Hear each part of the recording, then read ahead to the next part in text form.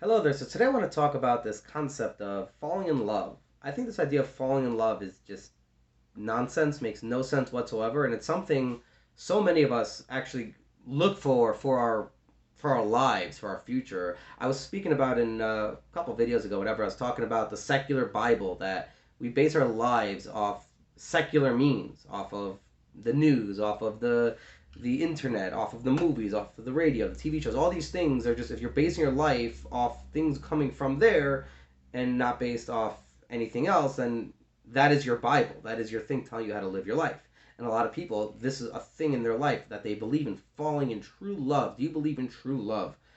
What is love, first off? Okay, let's just establish what love actually is. Because I think what people define as love is actually either lust or just selfishness and whatever. Um, Love is to have care for somebody, deep care, and to demonstrate that by doing things selflessly for them, to grow with them together, and to actually be able to sit there and be there for them, even when you don't want to, even when you think you're in the right, to try doing what is right for them. You're essentially giving yourself over to the person they're giving themselves to you. You become a unit together, and this over time makes love that through time that love grows and grows. So ultimately, the idea of falling in love is an oxymoron.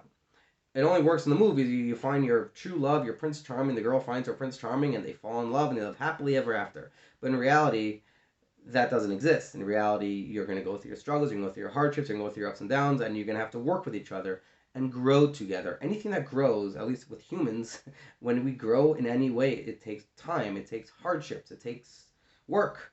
That's what it is. It's the same thing here. Time, hardship, and work. And you got to work through it and grow together. You need your goals, uh, the shared goals in common, shared values, morality, all that stuff, and then you work together and you work to get there. You aim for it. And if you look back on your relationship and you're thinking like, well, I'm not feeling it anymore. Let's say because you have that feeling of love. Let's say and you're thinking like this feeling is what it's about, and I want to hold on to this feeling, and that's why I'm with you.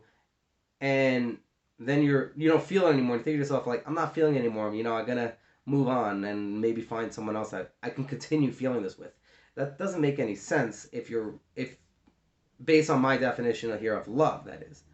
Because based on my definition of love, you had goals, you had values, you had agendas, you had things you were working towards.